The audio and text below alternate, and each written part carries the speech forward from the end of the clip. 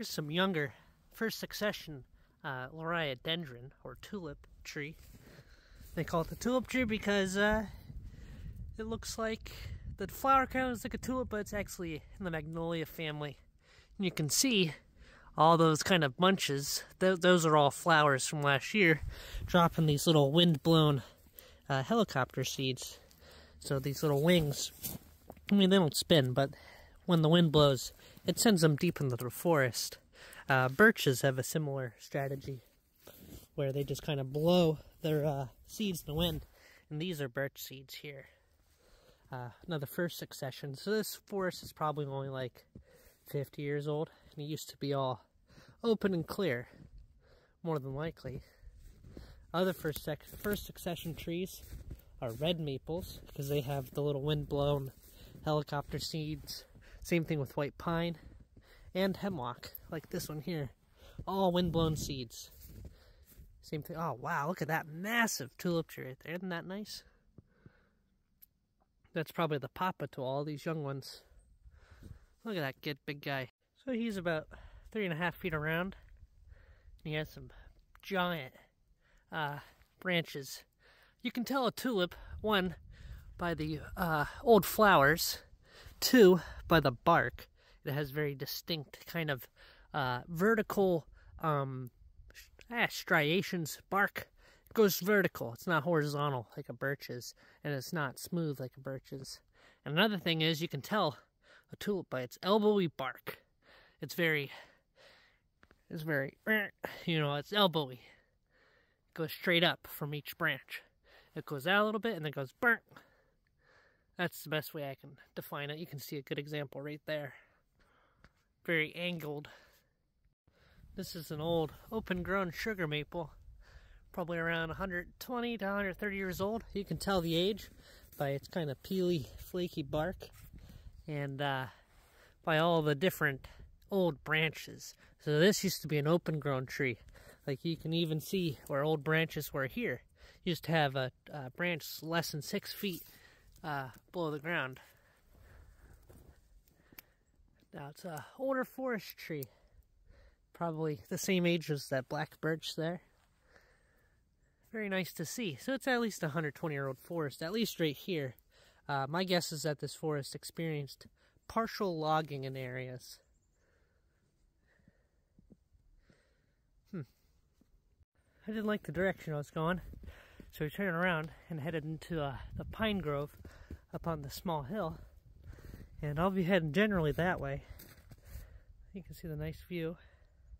Or nicer view, you know, it's not crazy or nothing. You can see the forest across the way and the horizon in some areas. This is a nice chestnut oak here, Quercus montana. And down there, it's Hurd Creek, right along the access road throughout the state park. Right here we have Galeaceae baccata, or the black huckleberry, common in uplands like this. So this is Eulata corcata, or club pincushion. It's not a pincushion moss, it's a Eulata. So we're going to go with Eulata cortata. The other one being Eulata crispa, which I showed you earlier. I think I've been calling this one Eulata crispa, but this is definitely Eulata cortata, the club. The clubbed Eulata. Grows on rocks, just like the other Eulata. Here's your Cario ovata, the shagbark hickory. You can see how it's shagging off. This one's a pretty young one. When they get old, that shagginess is very pronounced. And these are more common in somewhat rich areas. But they can also tolerate dry. What I mean by rich is areas with less acidity. Here we have Epiphagus virginiana, the beach drops. These are parasitic on American beaches. They have a small one here. It's in the broomrape family, the Orobancaceae. They're cute. And they have, start blooming in like September. And they're kind of flesh colored. A little bit of purple in there and a little bit of pink. Here we have a beautiful Tramites. I think it's Tramites versicolor. It's a polypore, also known as the turkey tail. Isn't that nice? Beautiful coloration. There's another one on this side of the stump. This one's in the sun. Likely the same individual, just popping out on this side. Look how nice. I love me some Tremites. Now I'm in a Oak-Kalmia forest. These are typical of kind of higher elevation, thinner soils. Kalmia latifolia everywhere, making up the majority of the understory. Other typical species include Betuloenta. We got Quercus montana. We have Quercus coccinea, or the scarlet oak. That one being one right there. And occasionally you get white oaks, like this one here. Here we have Umbilicaria mammulata, or the smooth rock tripe. Isn't that nice? It's nice lichen. Pretty common on rocks. I've shown it to you 1,000 times. Right here we have Allegheny blackberry, or Rubus algensis. Blackberries in late summer that are delicious, and white flowers in June and July. It's actually budding from the recent warm temperatures. Interesting.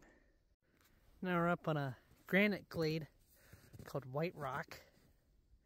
And if there wasn't snow, you'd see it's a big piece of white granite. A big ledge of it.